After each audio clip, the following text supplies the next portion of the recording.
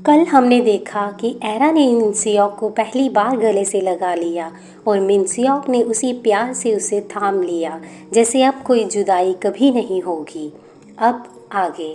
अगली सुबह एरा खामोशी से चाय लेकर बालकनी में खड़ी थी। ठंडी हवा उसके बालों को उड़ाती और गले में पड़े मिनसियोक द्वारा दिया गया पेंडेंट उसके दिल के बहुत पास लटक रहा था। उसका चेहरा अब पहले जैसा खाली नहीं था। वहाँ उम्मीद थी, नर्म हंसी और शायद पहली बार एक सुकून। उसी पल मिनसियोक वहां आया, नजरों से नजरें मिली और दोनों मुस्कुराए बिना एक शब्द कहे। किचन से युनहू चुपचाप ये सब देख रहा था। एरा की मुस्कान और मिनसियोक की नजरों में अब जलन नहीं थी बल्कि अपनापन था। युनहू मन ही मन मुस्कुराया। दोपहर के समय मिनसियोक पहली बार एरा के साथ किचन में रुका। वह हल्के से पूछ बैठा, क्या मैं तुम्हारे साथ कुछ बनवा सकता हूँ? एरा चौंकी, फिर शर्माकर मुस्कुराई।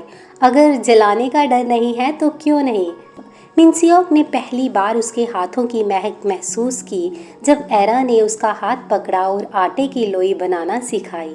वे छोटा सा पल जैसे सालों से भूले हुए रिश्ते की पहली ताज़ा सांस हो। शाम के समय अपने रूम में एरा अपनी पुरानी डायरी देख रही थी। उसमें उसने कभी लिखा था, काश वो एक बार मुस्कुराकर देखे, काश मेरी चुप रहकर की गई परवाह को वो कभी समझ सके। और आज हर वो ख्वाहिश धीरे धीरे पूरी हो रही थी। रात के समय मिनसियोक पहली बार एरा के कमरे की लाइट्स ऑफ होने के बाद भी दरवाजे पर खड़ा था। दरवाजे के नीचे एक छोटा लिफाफा सरकाया गया। एरा ने अंदर से देखा, उसमें एक छोटा सा नोट था, thank you for waiting for me. अब मैं हर लम्हा तुम्हारे साथ चलना चाहता हूँ एरा। मिनसियोक। एरा की आंखों में फिर वही खामोश आंसू बहे, पर इस बार वे दुख के नहीं थे। मिनसियोक पहली बार मुस्कुराते हुए सोया। उसके सपनों में अब कोई कड़वाहट नहीं थी, बस एक मुलायम सा एहसास एरा के होने का। अगली सुबह युनहू अपना बैग पैक कर रहा था। उसने कॉलेज हॉस्टल में जाने की तैयारी कर ली थी। एरा और मिनसियोक उसे नीचे तक छोड़ने आए। युनहू ने दोनों को देखा। एरा अब हंस रही थी। मिनसियोक की आंखों में अब कोई डर या संकोच नहीं था।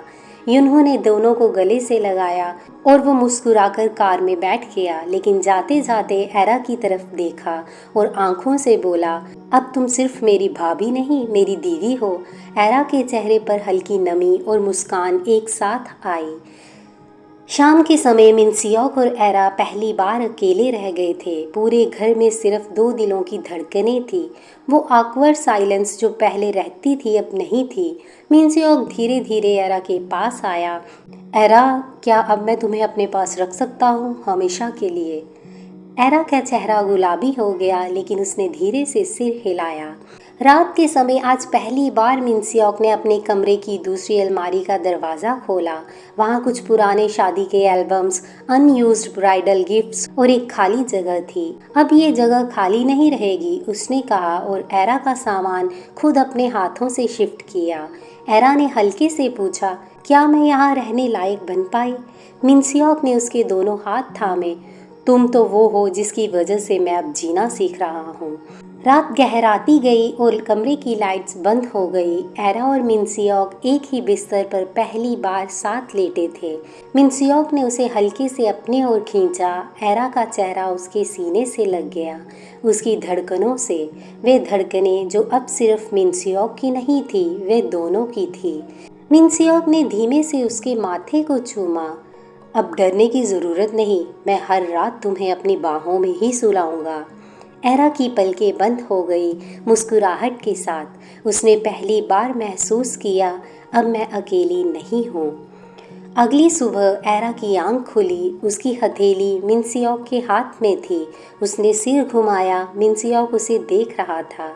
गुड मॉर्निंग वाइफ, उसने कहा मुस्कुराकर। एरा शर्मा गई और दिल ही दिल में बोली, शायद प्यार ऐसे ही आता है, चुपचाप, देर से, लेकिन जब आता है तो हमेशा के लिए आता है। फ्रेंड्स, आपको हमारी ये कहानी कैसी लगी हमें कमेंट करके ज़रूर बताएं और आगे एक नई कहानी के लिए जुड़े रहें हमारे साथ। Bye bye.